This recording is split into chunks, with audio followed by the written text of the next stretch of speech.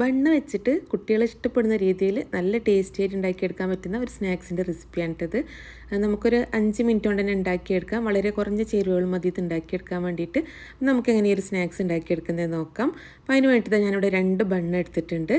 ഇനി ഈ ഒരു ബണ്ണ് നമുക്കൊന്ന് കട്ട് ചെയ്തെടുക്കാം. നമ്മൾ കത്തി വെച്ചിട്ട് ഇതുപോലെ നീളത്തിലൊന്ന് വരയിട്ട് കൊടുക്കുക ചെയ്യുന്നത് കേട്ടോ. ഈ ഒരു ബണ്ണിൻ്റെ താഴ്ഭാഗം കട്ടായി പോവാതെ നോക്കുക കേട്ടോ. ഒരു പകുതി ഭാഗത്തോളം നമ്മളൊന്ന് കട്ട് ചെയ്തെടുത്താൽ മതി. അപ്പോൾ 2 ബണ്ണ് ഞാൻ ഇതുപോലെ തന്നെ കട്ട് ചെയ്തിട്ടൊന്ന് മാറ്റി വെക്കുകയാണ്.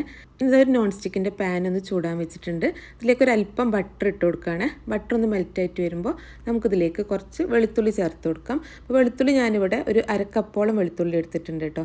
ഈ ഒരു വെളുത്തുള്ളി ഈ ഒരു ബട്ടറിൽ നന്നായിട്ടൊന്ന് ഫ്രൈ ആക്കി എടുക്കുക കേട്ടോ. നന്നായിട്ട് ഫ്രൈ ആക്കി എടുക്കണം. നല്ല ടേസ്റ്റ് ഉണ്ടാവുള്ളൂ കേട്ടോ കഴിക്കാൻ വേണ്ടിയിട്ട്. അപ്പോൾ വെളുത്തുള്ളി ഇതാ നന്നായിട്ട് ഫ്രൈ ആക്കി എടുത്തിട്ടുണ്ട്.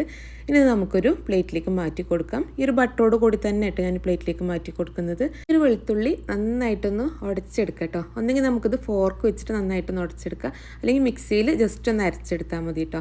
ഞാനിപ്പോൾ ഇവിടെ ഫോർക്ക് വെച്ചിട്ട് തന്നെ കേട്ടോ ഉടച്ചെടുക്കുന്നത്. ഇതാ നല്ല പോലെ പേസ്റ്റ് ആക്കി എടുത്തിട്ടുണ്ട്. ഇനി നമുക്കിതിലേക്ക് ഒറിഗാനോ ചേർത്ത് കൊടുക്കാം. ഒരു 1/4 ടീസ്പൂൺ ഒറിഗാനോ ഇട്ട് ഞാൻ ചേർത്ത് കൊടുത്തിട്ടുള്ളത്. പിന്നെ നമുക്കിതിലേക്ക് എരിവിന് വേണ്ടിയിട്ട് റെഡ് ചില്ലി ഫ്ലേക്സ് ചേർത്ത് കൊടുക്കുകയാണ്. അത് ഓരോരുത്തരുടെ എരിവിനനുസരിച്ച് ചേർത്ത് കൊടുക്കാം. ഞാനൊരു 1/4 ടീസ്പൂൺ റെഡ് ചില്ലി ഫ്ലേക്സ് ചേർത്ത് കൊടുത്തിട്ടുണ്ട്. ഇതെല്ലാതും കൂടെ നന്നായിട്ടൊന്ന് മിക്സ് ചെയ്തെടുക്കാം കേട്ടോ. ഇനി ഇതിലേക്ക് നമുക്ക് കുറച്ചും കൂടെ ബട്ടർ ചേർത്ത് കൊടുക്കാം. ഞാനിവിടെ ഒരു 30 ഗ്രാമോളം ബട്ടർ എടുത്തിട്ടുണ്ട് കേട്ടോ. ബട്ടർ എടുക്കുമ്പോൾ നമ്മൾ അൺസാൾട്ടഡ് ബട്ടർ എടുക്കുക. അതുപോലെ റൂം ടെമ്പറേച്ചറിലുള്ള ബട്ടറാണ് കേട്ടോ ഏറ്റവും നല്ലത്. ഞാനിതൊരു ഫോർക്ക് വെച്ചിട്ട് നന്നായിട്ടൊന്ന് ഉടച്ചെടുക്കുകയാണ്.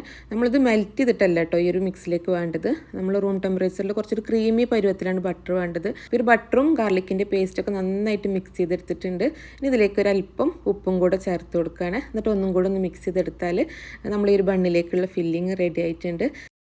നമ്മൾ കട്ട് ചെയ്ത് വെച്ചിട്ടുള്ള ബണ്ണിൻ്റെ ഓരോ സൈഡിലായിട്ട് ഈ ഒരു ഫില്ലിങ് നന്നായിട്ടൊന്ന് സ്പ്രെഡ് ചെയ്ത് കൊടുക്കുക കേട്ടോ. എല്ലാ സ്ലൈസിലും നമ്മൾ ഈ ഒരു ഫില്ലിങ് നന്നായിട്ടൊന്ന് സ്പ്രെഡ് ചെയ്ത് കൊടുക്കുക.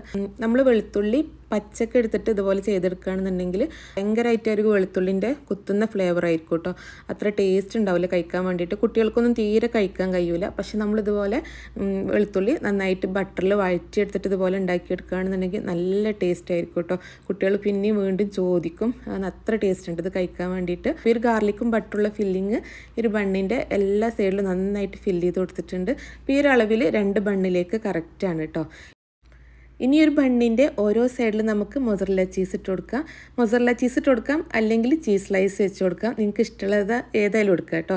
മൊസറല്ല ചീസ് ആകുമ്പോൾ ഒന്നും കൂടെ ടേസ്റ്റാണ്. നന്നായിട്ട് ഇങ്ങനെ വലിഞ്ഞിട്ട് നല്ല ടേസ്റ്റുമാണ് കഴിക്കാൻ, കാണാനും നല്ല ഭംഗിയാണ് കേട്ടോ. അപ്പോൾ ഞാൻ ഈ ഒരു ബണ്ണിൻ്റെ എല്ലാ സൈഡിലും ഇത് മൊസറല്ല ചീസ് വെച്ച് കൊടുത്തിട്ടുണ്ട്. എന്നിട്ട് ഈ ഒരു ബണ്ണ് നന്നായിട്ടൊന്ന് പ്രസ് ചെയ്ത് കൊടുക്കുക കേട്ടോ. എന്നിട്ട് ബാക്കിയുള്ള ഈ ഒരു ഗാർലിക് ബട്ടർ പേസ്റ്റ് ഉണ്ടല്ലോ, അത് നമ്മൾ ഈ ബണ്ണിൻ്റെ മുകളിലായിട്ടും ജസ്റ്റ് ഒന്ന് സ്പ്രെഡ് ചെയ്ത് കൊടുക്കുക. എന്നിട്ട് ഒരു ബണ്ണ് നമുക്കൊന്ന് ബേക്ക് ചെയ്തെടുക്കാം. ആ ചീസും ഒക്കെ ഒന്ന് മെൽറ്റ് കിട്ടാൻ വേണ്ടിയിട്ടാണ് കേട്ടോ. നമ്മൾ ഗാർലിക് ഫ്രൈ ചെയ്യാൻ എടുത്തിട്ടുള്ള സെയിം പാനിൽ തന്നെ ഒരു ബണ്ണ് വെച്ച് കൊടുത്തിട്ടുണ്ട്. എന്നിട്ട് നമുക്ക് ലോ ഫ്ലെയിമിൽ വെച്ചിട്ട് ഒരു 3-4 മിനിറ്റ് ഒന്ന് ബേക്ക് ചെയ്തെടുക്കാം. ഒരെണ്ണം ഞാൻ എയർ ഫ്രയറിലാണ് വെച്ച് കൊടുക്കുന്നത് കേട്ടോ. എയർ ഫ്രയറിലാവുമ്പോൾ നമ്മൾ 150-ൽ ഒരു 3 മിനിറ്റ്സ് വെച്ച് കൊടുത്താൽ മതി. എയർ ഫ്രയറിൽ ഇതാ ഒരു 3 മിനിറ്റ് കൊണ്ട് തന്നെ നമ്മൾ ബണ്ണ് ബേക്കായി കിട്ടിയിട്ടുണ്ട്. അതുപോലെ തന്നെ നമ്മൾ പാനിൽ ബേക്ക് ചെയ്യാൻ വെച്ചിട്ടുള്ള ബണ്ണും റെഡി ആയിട്ടുണ്ട് കേട്ടോ.